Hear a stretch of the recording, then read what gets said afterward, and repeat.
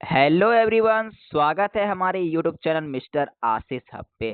साथियों, आज के इस क्लास में हम लोग करने वाले हैं क्लास 7 हिस्ट्री अध्याय नंबर 1 अभ्यास के सारे प्रश्न उत्तर आज के इस क्लास में करने वाले हैं। तो देखिए साथियों, क्लास 7 का हिस्ट्री जिसका कि अध्याय 1 का नाम आप लोग तो जानते ही हैं, प्रारंभिक कथन 1000 वर्षों के दौरान हुई परिवर्तनों की जो पड़ताल हम लोगों ने पूरा कंप्लीट कर लिया था। आज के इस क्लास में हम लोग इसका क्वेश्चन आंसर जो हम लोग का अभ्यास का दिया हुआ था वो हम लोग कंप्लीट करेंगे। तो साथियों देखिए, यहाँ पहला प्रश्न हम लोगों का क्या है। अतीत में विदेशी किसे माना जाता है। साथियों बताना है कि अतीत में विदेशी किसे माना जाता है। अतीत किसे कहते हैं? पुराने समय, जो समय बीत गया हम लोगों का, वो हम लोग का अतीत कहलाता है। उसमें विदेशी हम लोग किसे कहते हैं? देखिए साथियों, आप लोग के गांव में घर में कोई बड़े भाई वगैरह होते होंगे, वो काम करने जाते हैं बाहर। तो अगर वो काम करके लौट करके आते हैं तो आपकी माँ सब क्या बोलती है कि वो भी देखो विदेशी आया है कमा कर, या आपके पड़ोसी सब बोलते हैं कि विदेशी आया है कमा के, या परदेसी शब्द का इस्तेमाल करते हैं। ठीक उसी प्रकार साथियों की पहले जमाने में, अतीत में, जब कोई आदमी क्या होता था कि एक स्थान से दूसरे स्थान पर गांव में बसने के लिए जब आदमी आते थे तब उन्हें हम लोग विदेशी कहते हैं। तो आइए हम लोग देखते हैं।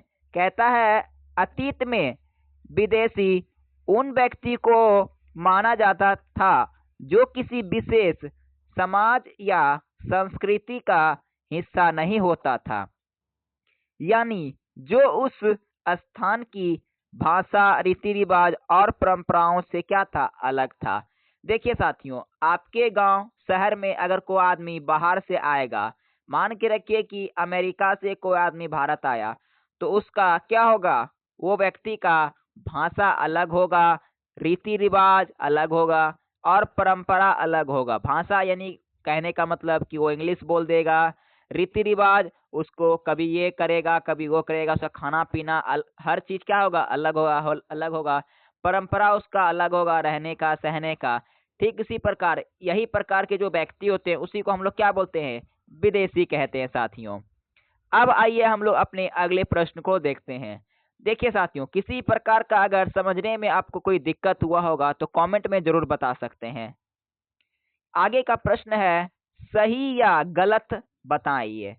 आपको 4 चीज यहाँ दिया हुआ है, बताना कौन सही है कौन गलत है, सिर्फ सही और गलत बताना है।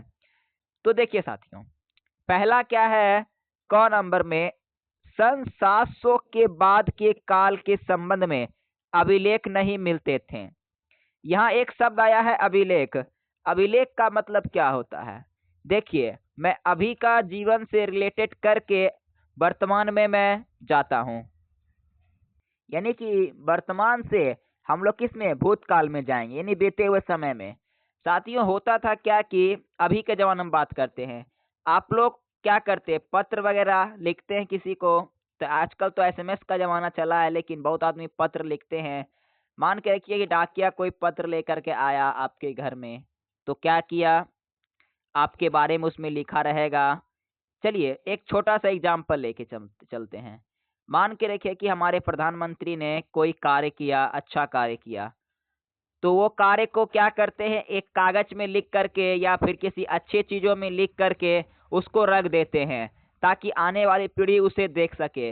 या फिर क्या करते हैं, जब कोई सड़क बनाते हैं तो सड़क पे क्या लिख देते हैं कि प्रधानमंत्री ने ये सड़क को बनाया। इस प्रकार की क्या करते हैं, फोटो वगैरह वो, या फिर स्टील में, या फिर जिससे कि बोल सकते हैं हम लोग पत्थर में लिख देते हैं। तो जो साथियों पत्थर में लिखा हुआ जो चीज रहता है या कुछ भी लिख देते हैं, तो उसी प्रकार की चीजों को हम लोग क्या कहते हैं, अभिलेख कहते हैं। तो इसमें कहता है कि सन 700 के बाद के काल के संबंध में अभिलेख नहीं थे। जी नहीं, ऐसा बात नहीं है साथियों। 700 के काल जो समय था, उस समय भी क्या था, हम लोग का अभिलेख था। उस समय ये महाराजा राजा जब जो थे, वो लोग भी ना कुछ कुछ ना दस्तावेज वगैरह लिखाते होंगे। तो ये क्या हो गया, ये बात तो गलत है। तो ये यहाँ पे हम लोग रॉन्ग का चिन्ह लगा देते हैं। अब देखिए साथियों, अगला प्रश्न हम लोगों का क्या है। कहता है इस काल के दौरान मराठों ने अपने राजनीतिक महत्व की स्थापना की। जी हाँ साथियों, सन 700 का जो काल था हम लोगों का, उसमें मराठा लोग जो आए थे उन्होंने क्या चीज, राजनीतिक महत्व की क्या की, स्थापना की। तो ये बात क्या है साथियों, सही है। तो ये कथन हम लोग का हो जाएगा सही। आगे का कथन हम लोगों का है कृषि केंद्रित बस्तियों के विस्तार के साथ कभी कभी वनवासी अपनी जमीन से उखाड़ बाहर कर दिए जाते थे। यानी साथियों कहने का अर्थ हुआ क्या, कृषि जो लोग किसान भाई सब होते हैं उन्हें क्या किया जाता था, कभी कभी दूसरी जगह जमीन दे दी जाती थी और कृषि के लिए क्या किया जाता था, वंचित किया जाता था। कहने का मतलब हुआ था कि मान के रखियो कि देखिए एक प्रकार का कोई खेती है, ठीक है, वहां पे क्या करते थे हम लोग, अंग्रेज लोग जो रहते थे वो क्या करते थे, किसान लोग को बोलते थे कि ये जगह खाली कर दो, यहाँ पे हम लोग अपना फैक्ट्री सब लगाएंगे, तुम कहीं और जाके खेती करो। तो ये समय कैसा चलता था, सन 700 में ये सारा समय चलता था। तो ये बात तो पूरा सत्य है साथियों। तो ये क्या हो जाएगा, सत्य हो जाएगा, यानी कि इसको हम लोग सही का निशान लगा देंगे। आगे लास्ट है इसमें, सुल्तान गयाउद्दीन वर्नल असम, मणिपुर तथा कश्मीर का शासन था। जी नहीं साथियों, सुल्तान जो थे गयाउद्दीन बलवन जो थे वो ना तो असम, मणिपुर और कश्मीर का शासन नहीं थे। तो ये जो कथन दिया हुआ है ये तो हम लोग का क्या हो जाएगा, गलत हो जाएगा साथियों। चलिए साथियों हम लोग अपने अगले कथन को यानी कि अगला प्रश्न देख लेते हैं हम लोगों को। साथियों देखिए इसका पीडीएफ आपको टेलीग्राम में हम लोग का मिल जाएगा। टेलीग्राम का लिंक साथियों डिस्क्रिप्शन में डाल दिया गया है। चलिए कहता है 3 नंबर रिक्त स्थानों को भरना है, ठीक है। तो पहला प्रश्न यहाँ पे है अभिलेखागार में डैश रखे जाते थे। तो देखिए साथियों ये जो डैश है इसमें क्या भराएगा, अभिलेखागार जो होते हैं, अभिलेखागार किसको कहते हैं, जैसे मान के रखिए कि आपके घर में कोई अलमारी हो गया किसी चीज को रखने के लिए, जैसे संदूक हो गया, कोई भी चीज फ्रिज में आप लोग क्या करते हैं सब्जी वगैरह रख देते हैं, ठीक उसी प्रकार अभिलेखागार एक प्रकार का अलमारी टाइप का होता था। किस पर टाइप का, अलमारी टाइप का होता था, जिसमें क्या चीज रखा जाता था, जिसमें रखा जाता था अभिलेख हो गया, पांडुलिपि हो गया, दस्तावेज हो गया, ये सब चीज क्या किया जाता था, वहां रखा जाता था। तो यही बोलता है कि अभिलेखागार में डैश रखा जाता था। तो साथियों अभिलेखागार में क्या रखा जाता था, दस्तावेज या अभिलेख रखे जाते थे। तो हम लोग 1 नंबर का आंसर में क्या लिखेंगे, यहाँ पे लिखिएगा दस्तावेज, लिख देता हूँ दस्तावेज, दस्तावेज रखे जाते थे, या करके लिखिएगा अभिलेख, क्या लिखिएगा, अभिलेख।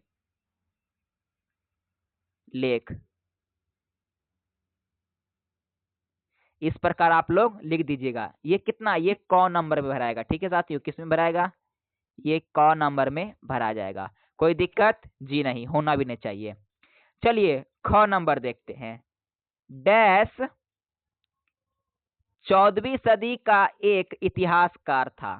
साथियों बताइए कि 14वीं सदी, सन 14 यानी कि 14वीं सदी में जो इतिहासकार थे उनका नाम यहाँ पूछ रहा है। तो साथियों देखिए 14वीं सदी में इतिहासकार का नाम था जयाउद्दीन वर्नी। क्या नाम था, जयाउद्दीन वर्नी। मैं लिख देता हूं, यहाँ पे लिखाएगा जयाउद्दीन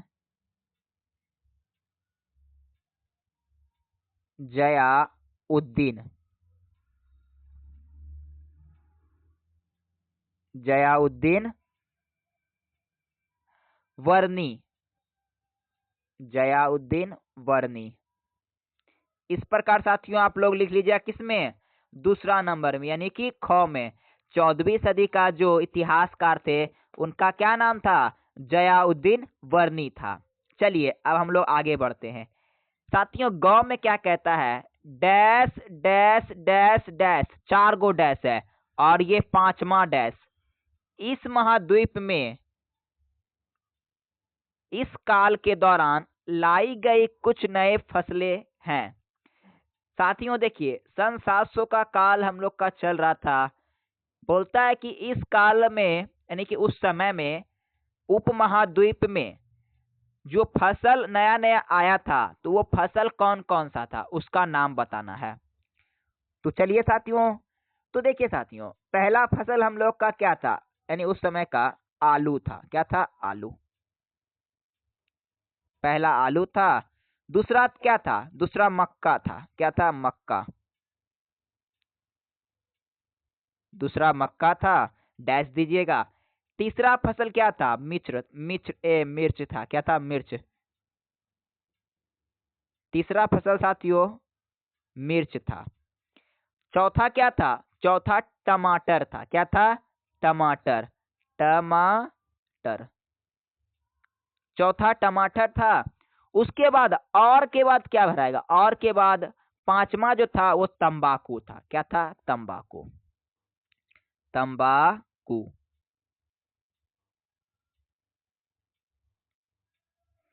तो देखिए साथियों, कहता था क्या कि उस काल में कौन कौन सा फसल था। तो उस काल में साथियों था क्या? हम लोग का आलू था, मक्का था, मिर्च था, टमाटर, और यहाँ पे भराएगा। ठीक ना? और तो लिखा हुआ है, इन्हें मैं लिख देता हूँ। और तंबाकू था। ठीक है साथियों, यहाँ तक कोई दिक्कत? जी नहीं, कोई होना भी नहीं चाहिए दिक्कत।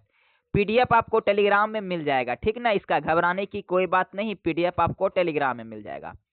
चलिए अब देखते हैं प्रश्न संख्या 4 नंबर में अभ्यास। देखिए इसमें पहला प्रश्न यानी कि पहला चैप्टर का जो है ना प्रश्न कितना है, 1 से लेकर 11 12 तक है। ठीक ना? तो हम लोगों ने 3 कंप्लीट कर लिया है, अभी हम लोग को और कंप्लीट करना है। साथियों 4 नंबर में क्या कहता है, देखिए 4 नंबर में कहता है इस काल में हुई कुछ प्रौद्योगिकियों परिवर्तनों की तालिका दें। यानी कि सन 700 में जो समय था उसमें कौन कौन सी प्रौद्योगिकी जो आई थी। प्रौद्योगिकी का मतलब होता है टेक्नोलॉजी, विकास। कौन कौन सा नए नए चीजों का विकास हुआ उस समय, कौन कौन सी चीज बनाई गई, इसका क्या करना है? तालिका बनाना है। तो देखिए साथियों, आंसर क्या है कि इस काल में, मैं पेन चेंज कर देता हूं आंसर के लिए। इस काल में हुई कुछ प्रौद्योगिकी परिवर्तन, इस प्रकार आप लोग लिख लीजिएगा। कौन कौन सा हुआ? पहला रहट। पहला था रहट। रहट का मतलब क्या होता है? पानी निकालने का यंत्र। रहट का उपयोग हुआ था, जिससे क्या हुआ कि खेती बहुत अच्छे होने लगी। पानी का उपयोग होने लगा तो क्या हुआ कि पानी एक स्थान से दूसरे स्थान में जाने लगा, जिससे फसल का पैदावार क्या हुआ? बहुत ज्यादा होने लगा। दूसरा यहाँ है चरखे का उपयोग होने लगा। जब साथियों चरखे का उपयोग होने लगा तो हम लोग का जो वस्त्र होता है उसका बहुत ज्यादा डिमांड बढ़ने लगा। तो हम लोग क्या करने लगे? वस्त्र ज्यादा बनाने लगे, जिससे क्या हुआ कि यहाँ का कपड़ा विदेश में बिकने लगा। तीसरा यहाँ है कागज निर्माण और उपयोग। साथियों देखिए क्या हुआ, 700 ईस्वी में कागज का निर्माण होने लगा और उसका उपयोग होने लगा। इससे क्या परिवर्तन आया? इससे इस प्रकार का परिवर्तन आया कि बहुत चीज क्या करते थे हम लोग, इसी प्रकार का कहीं ना कहीं लिख देते थे। लेकिन क्या करते थे? कागज में लिख देते थे, तो एक लंबे समय के लिए रहता था। और बहुत सारे व्यक्ति क्या कर सकते थे? पढ़ाई लिखाई भी इस प्रकार हम लोग का स्ट्रांग होते गए, यानी कि मजबूत होते गया। चौथा इसमें है लोहे के औजार में सुधार। देखियो साथियों, पहले के जमाने में क्या होते थे लोग? औजार किसका बनाते थे? पत्थर हो गया, लकड़ी हो गया, और मोटा मोटा जो पत्थर होता है भारी भारी, उस प्रकार के पत्थर से क्या करते थे? औजार बनाते थे। लेकिन जैसे लोहे का विकास हुआ तो क्या हुआ? औजार में परिवर्तन आने लगा। हम लोग चाकू वगैरह जितना सब चीजें बनाते हैं वगैरह वगैरह, वो सब चीज क्या हुआ? बनाने लगे। आगे सिंचाई की नई तकनीक। देखिए साथियों, सिंचाई की नई तकनीक आने लगी, पानी की सुविधा होने लगी हम लोगों का। फसल जो था, जो कीटनाशक जो खा लेते थे, विभिन्न प्रकार की दवाइयों वगैरह बनने लगी, जिससे क्या हुआ? फसल का पैदावार बहुत अच्छा होने लगा। तो यही क्या हुआ, सन 700 ईस्वी में इसी प्रकार का क्या हुआ? कुछ नई टेक्नोलॉजी का इस्तेमाल हम लोग का होने लगा और हमारे जीवन काल में क्या हुआ? बहुत सारे परिवर्तन आने लगे। अब चलिए हम लोग अपने अगले प्रश्न को देखते हैं। देखिए साथियों, प्रश्न संख्या 5 क्या कहता है। तो साथियों प्रश्न संख्या 5 है, इस काल के दौरान हुई कुछ धार्मिक परिवर्तनों की जानकारी दें। अब देखिए साथियों, क्या हुआ कि इस काल में कुछ धार्मिक परिवर्तन आए। परिवर्तन का कहने का मतलब हुआ कि कुछ यहाँ कवि आए, जैसे कि धर्म से रिलेटेड कोई बुक लिखे हैं, कोई गीत गाए, कोई संगीतकार थे, कोई नाटककार थे, विभिन्न प्रकार के यहाँ पे क्या हुआ धर्म के लोग भी आए। तो इनका कहता है कि तालिका बनाने के लिए, तो आपको आंसर में किस प्रकार लिखना है? आंसर में लिखना है साथियों कि इस काल में मुख्य धार्मिक परिवर्तन आए। लिखना है पहला धार्मिक परिवर्तन क्या था कि भक्ति आंदोलन का विकास हो गया।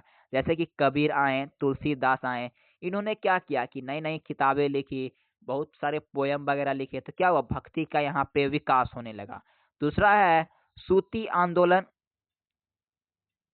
एक मिनट में पेन ले लेता, हाँ, सूफी आंदोलन का विकास होने लगा साथियों। लोगों में भक्ति और प्रेम का आधार धर्म की भावना बढ़ी। लोगों में क्या हुआ साथियों, एक दूसरे से जो लोग नफरत करते थे, तो क्या हुआ जैसे से भक्ति आई तो लोग क्या करते थे, एक दूसरे तालमेल बनाए रहने के लिए एक स्थान से दूसरे स्थान साथियों पूजा करने के लिए जाने लगे। विभिन्न प्रकार के धर्मों का क्या हुआ प्रचार होने लगा। आगे है मंदिर और मस्जिद दोनों का निर्माण हुआ। देखिए साथियों, जब आदमी क्या करने लगा, पूजा करने लगा, तो साथियों आप लोग जान भी सकते हैं कि पूजा हम लोग मंदिर में करते हैं, मस्जिद में करते हैं। जो विभिन्न प्रकार के धर्म लोग रहते थे तो वो क्या करते थे, कोई मंदिर में करते थे पूजा, कोई क्या करते थे, कोई मस्जिद में पूजा करते थे। तो यही सब में क्या हुआ, यही सब में परिवर्तन हुआ। आगे है साथियों, देखिए इसमें उसको ऊपर कर देता हूँ।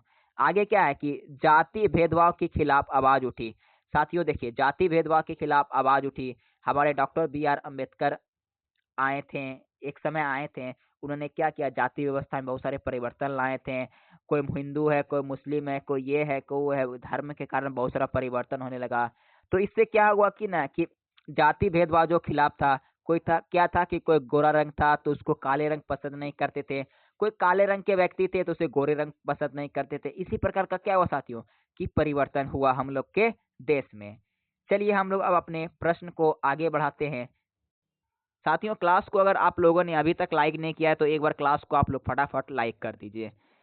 देखिए साथियों, आगे का प्रश्न हम लोगों का क्या कहता है, पिछली कई सदियों में हिंदू शब्द यानी साथियों हिंदुस्तान शब्द का अर्थ कैसे बदला। आपको पता है कि हम लोग भारत में रहते हैं, आखिर ये भारत का नाम कैसे पड़ा। कोई जगह जाइएगा तो आप लोग इंग्लिश में क्या बोलते हैं, भारत को इंडिया बोलते हैं। कहीं पे बोलिएगा हम लोग हिंदुस्तान के निवासी है, बोलते हैं कि नहीं बोलते हैं? जी हाँ। आखिर जानते हैं कि ये जो भारत हुआ, इंडिया हुआ, हिंदुस्तान हुआ, ये सब का आखिर प्रयोग हुआ कैसे, कैसे नाम रखा गया? कभी आप लोगों ने मन में विचार किया? नहीं किया होगा। आज के इस क्लास जैसे कि आज का क्वेश्चन नंबर 6 जो है हम लोगों का, आज के इसमें हम लोग सीखेंगे कि इसका प्रयोग आखिर कैसे हुआ। तो देखिए साथियों, सबसे पहले हम लोग हिंदुस्तान के मतलब समझते हैं। कहता है प्रारंभ में हिंदुस्तान शब्द का प्रयोग सिंधु नदी के आसपास के क्षेत्र के लिए होता था। क्या होता था, सिंधु नदी के आसपास का जो क्षेत्र होता था उसके लिए होता था। बाद में यह शब्द दिल्ली सल्तनत के अधीन क्षेत्र के लिए इस्तेमाल हुआ। आगे देखते हैं क्या कहता है, मुगल काल में हिंदुस्तान का अर्थ पूरे भारतीय उपमहाद्वीप से जुड़ा लगा, यानी समय के साथ इसका अर्थ क्या हुआ, क्षेत्र में फैलता गया। कहने का मतलब हुआ यहाँ साथियों कि देखिए हिंदुस्तान शब्द का आखिर प्रयोग कैसे हुआ। प्रारंभ में कहता है कि सिंधु नदी जो थी, सिंधु नदी के आसपास के जो लोग वहां रहते थे वो लोग इसका इस्तेमाल करते थे। तो देखिए साथियों, होता है क्या कि कुछ समय की बात है, उत्तर और पश्चिम से आने वाली यूनानियों और यूरानियों आते थे। यूनान के लोग और यूरान के लोग, दो शब्द है, यूनान और यूरान के लोग आते थे। ये जो सिंधु नदी के उत्तर के जो इलाके होते थे उसको हिंदोस कहते थे। क्या कहते थे, हिंदोस कहते थे। और उस नदी के किराने किराने वाले जो शहर रहते थे उसको इंदोस कहते थे।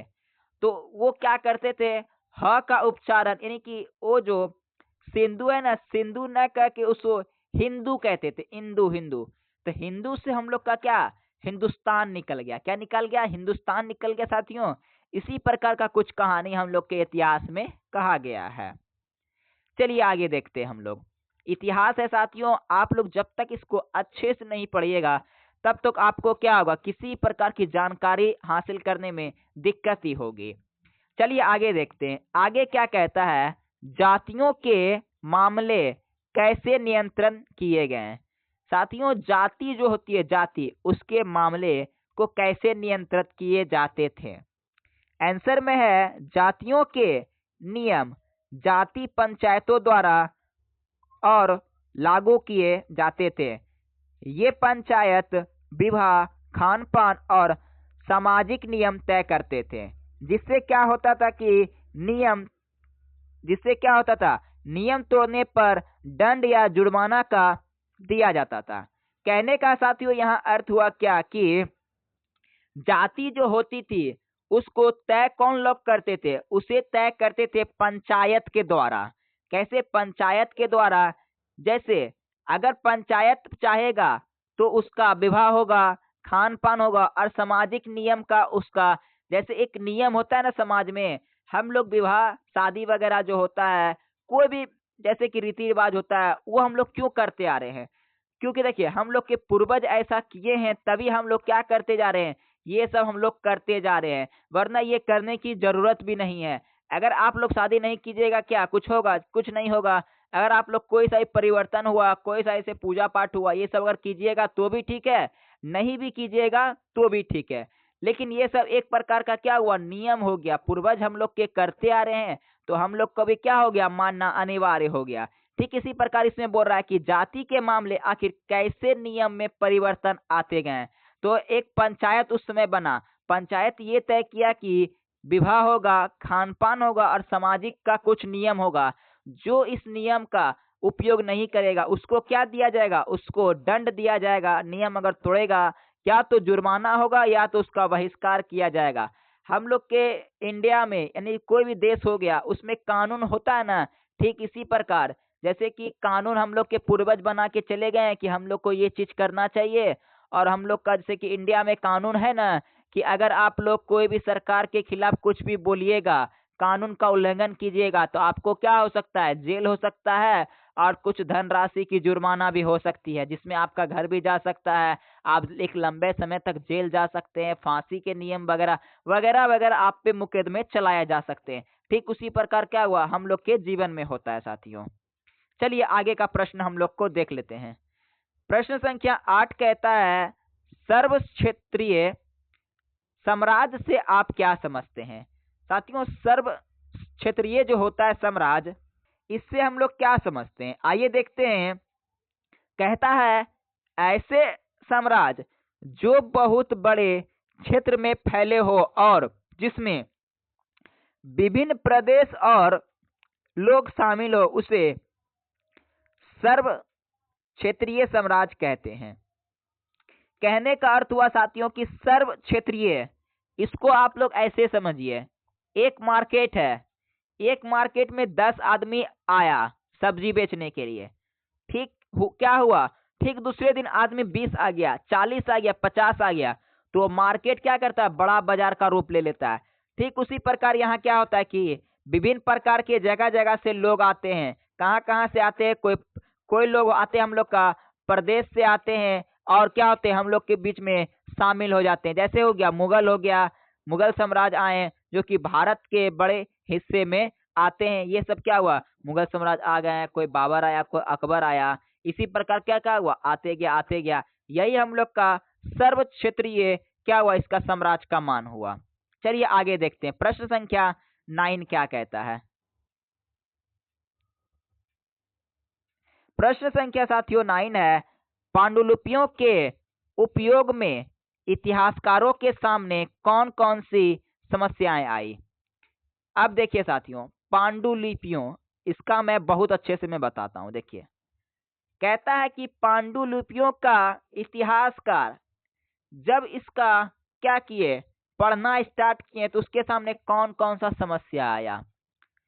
मान के रखिए कि आप क्लास नर्सरी में है, आपका जो हैंड राइटिंग है ना वो बड़ा अजीब टाइप का है, यानी कि कोई उसे अच्छा से नहीं पढ़ पाता है, वो राइटिंग आप ही पढ़ पाते हैं। तो क्या आप वो राइटिंग की जो नोटबुक होती है आप अपने माता पिता या अपने टीचर को दीजिएगा, क्या वो पढ़ पाएंगे? नहीं ना पढ़ पाएंगे। ठीक उसी प्रकार पांडुलिपि था। पांडुलिपि में क्या होता है, कोई चीज लिखा हुआ होता है, ठीक है। कोई चीज जब लिखा हुआ होता है, इतिहासकार कहने का मतलब हुआ, इतिहासकार किसको बोलते हैं? जो पुराने चीजों को खोजते हैं। खोजने से वो खोजते हैं और नए नए चीजों को क्या करते हैं, बताते हैं लोगों को। तो इतिहासकार को क्या हुआ कि समस्या कि वो तो दूसरे का लिखावट समझ नहीं पाए, जिससे क्या हुआ उनको पढ़ने में समस्याएं आने लगी। तो समस्या कौन कौन सी आई इसके बारे में हम लोग पढ़ेंगे। चलिए देखिए कौन कौन सी समस्या आई। पहला समस्या क्या था कि पांडुलिपियों हाथ से लिखी होती थी, इसलिए उसमें गलतियां हो जाती थी। अब देखिए आप कोई अक्षर लिखिएगा, आप तो एलकेजी में है, कोई अक्षर लिखिएगा तो क्या होगा, कभी आप लोग जैसे कि मान के रखिए घर लिखिएगा, तो घर घर और घर होता है, तो कभी क्या कीजिएगा घो और रो लिख दीजिएगा तो घर तो गलत हो जाएगा। तो आपको क्या होगा, आप जानिएगा कि वो सही है, लेकिन आपके टीचर और माता पिता जानेंगे कि क्या है वो गलत है, क्योंकि आप तो हाथ से लिखे तो लिखने में क्या होगा, गलतियां तो होगी होगी। ठीक उसी प्रकार पांडुलिपि क्या होता था कि हाथ से लिखी होती थी और उसमें बहुत सारी गलतियां होती थी। दूसरा पॉइंट इसमें है, समय के साथ साथ क्या होता था, वे फट और नष्ट हो गए। अब देखिए आप अपना नोटबुक क्या कीजिए, उसको बहुत लंबे समय तक एक पेज में राइटिंग लिख करके रख दीजिए, तो समय के साथ क्या होगा, उसमें फुफुंदी वगैरह वो फट जाएगा, क्योंकि लिखे हैं आप, तो आप ही ना जानिएगा कि उसमें क्या क्या लिखे हैं। दूसरा कोई पढ़ेगा तो समझ में नहीं आएगा, क्योंकि आपकी हैंड राइटिंग जो होती है वो तो खराब है और उसमें लिखावट भी आप लोग सही से नहीं जानते लिखने के लिए। ठीक उसी प्रकार बोलता है कि समय के साथ क्या होता था, वो फट जाता था और नष्ट हो जाता था। तीसरा पॉइंट यहाँ पे क्या कहा गया है, आइए देखते हैं। देखिए साथियों, तीसरा पॉइंट यहाँ कहा गया है कि अलग अलग प्राणियों में विभिन्न अंतर मिलते हैं। अब देखिए क्या हुआ कि आप लिख दिए नोटबुक, मान के रखिए कि आपका दोस्त भी उसी प्रकार का निकला, उसी प्रकार का अच्छा से नहीं लिखता है। जब वो नहीं लिखेगा तो आप भी उसका राइटिंग नहीं समझ पाइएगा, ना ही उसके माता पिता समझ पाएंगे, ना ही उसके टीचर समझ पाएंगे।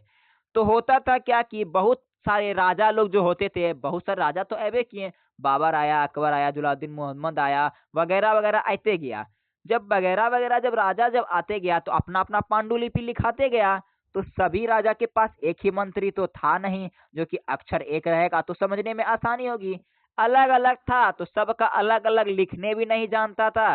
तो क्या हुआ, विभिन्न विभिन्न प्रकार का हम लोगों को अंतर देखने के लिए मिला उसमें। चौथा पॉइंट है इसमें, भाषा और लिपि समझने में कठिनाई होती थी। अब मान के रखिए कि आप नोटबुक में इंग्लिश में लिखें और आपके माता पिता और आपके टीचर हिंदी मीडियम के निकले, तो उनको तो दिक्कत तो होगा ही न होगा, क्योंकि वो तो शुरू से हिंदी मीडियम में पढ़े और आप लिख दिए इंग्लिश मीडियम में, तो दिक्कत तो होगा ना। तो इसी प्रकार यहाँ बोलता है भाषा और लिपि जो लिखी जाती थी उसमें उसमें क्या हुआ, बहुत कठिनाई होगी, क्योंकि पढ़ने ही नहीं आता तो कैसे समझ में आएगा। चलिए समझ गए आप लोग समझ गए ना। चलिए अब देख लेते हैं हम लोग 11 और 12।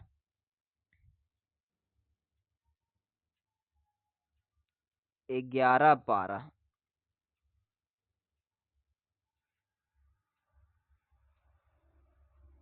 10 नंबर नहीं हुआ, नहीं 10 नंबर नहीं हुआ। हाँ चलिए 10 नंबर देखते हैं, फिर 11 12 देख के क्लास खत्म कर देंगे, ठीक है। 10 नंबर में है, इतिहासकार अतीत को कालों या युगों में कैसे विभाजित करते हैं, क्या इसमें कठिनाई होती है? अब इतिहासकार कालों को युगों में किस प्रकार विभाजित करते हैं, आइए इसके बारे में समझते हैं।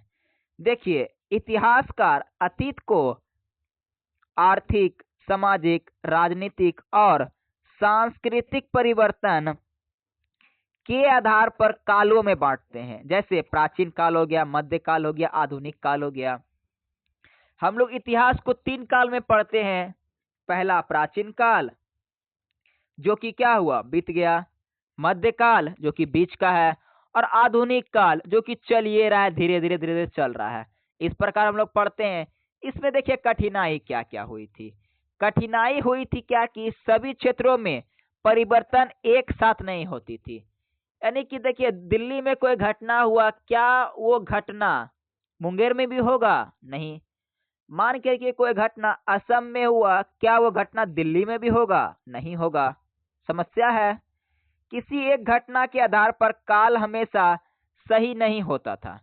अब दिल्ली में जब घटना होगा तो हम लोग न्यूज में दिखाएंगे कि आज दिल्ली में तेज बारिश हुई, तो क्या पटना में भी आज तेज बारिश होगी? जी नहीं, ऐसा तो नहीं होगा। यही बोलता है यहाँ पे कि किसी एक घटना के आधार पर काल बांटना हमेशा सही नहीं होता है। ठीक है, समझ गए आप लोग? चलिए, प्रश्न संख्या हम लोग 11 पहले क्वेश्चन पढ़ेंगे, उसके बाद क्वेश्चन में नीचे लिख दिया हूँ। ठीक है साथियों, 11 और 12 का, ठीक ना। क्वेश्चन में 11 है, अध्याय में दिए गए मानचित्र 1 और 2 की तुलना उपमहाद्वीप के आज के मानचित्र से करना है। ठीक है, कर देंगे 1 और 2 का। तुलना करते हुए दोनों के बीच भी समस्याएं और असमस्याएं उत्पन्न हुई होगी। हाँ, हुई है, उनकी सूची बनाएं। कहने का मतलब साथियों कि हम लोग क्लास 7 का हिस्ट्री अध्याय नंबर 1 में जब मानचित्र 1 और 2 में जो पढ़े थे, उसका तुलना आज के महाद्वीप के मानचित्र से करना है। ठीक ना। और उसके सामने कौन कौन सी हम लोग का समस्या आती है और कौन कौन सा यानी कि कौन कौन सा समानता और कौन कौन सा असमानता आता है, इसके बारे में जानकारी करना है। चलिए देखते हैं क्या क्या है। अगर साथियों आपको क्लास में बहुत सारी चीजों को अगर समझना है तो क्लास को एक बार आप लोग लाइक कर दीजिए और चैनल पे पहली बार आए हैं तो चैनल को सब्सक्राइब कर दीजिए। इसका आंसर आपको लिखना है मानचित्र की तुलना संक्षेप में। पहला लिखना है समानताएं, लिखना है दोनों में भारत का मुख्य भूभाग दिखाता है। फिर लिखना है प्रमुख नदियां और क्षेत्रों को दर्शाते हैं। फिर लिखना है साथियों क्या, असमानता के बारे में यहाँ लिख देना है आपको। किसका? असमानताएं के बारे में लिखना है, जिसमें आपको लिखना है कि पुराने मानचित्र में सीमाएं स्पष्ट नहीं होती है और आज के मानचित्र में राज्य और राजधानियों की सीमाएं स्पष्ट होती है। पुराने मानचित्र में जानकारी कम और अनुमानित होती है। इस प्रकार आपको क्या करना है, लिख देना है। चलिए अब देखते हैं हम लोग 12 नंबर, लास्ट सवाल है हम लोगों का। पता लगाना है हम लोगों को कि, एक मिनट रुकिए। हाँ, पता लगाइए कि आपके गांव या शहर में अभिलेखागार का जो रिकॉर्ड होता है कहाँ रखे जाते हैं।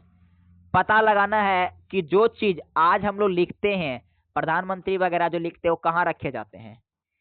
इन अभिलेखों को कौन तैयार करता है? क्या आपके यहाँ कोई अभिलेखागार है? उनकी देखभाल कौन करता है? वहाँ किस तरह के दस्तावेज संग्रहित होते हैं? उनका उपयोग कैसे होता है? इस प्रकार की हम लोग को लिखना है। तो चलिए देखते हैं आंसर में क्या क्या कहता है। देखिए साथियों, आंसर में क्या कहता है। आंसर में कहता है क्या कि अभिलेखागार रिकॉर्ड से जानकारी, संबंधित जानकारी इस प्रकार लिखना है। पहला पॉइंट देके आपको, अभिलेख सरकारी कार्यालयों, पंचायत हो गया, स्कूल हो गया, बैंक आदि में रखे जाते हैं। उस समय देखिए साथियों कहाँ रखे जाते थे? राजा के दरबार में। और अभी कहाँ? सरकारी स्कूल हो गया, पंचायत हो गया, बैंक हो गया।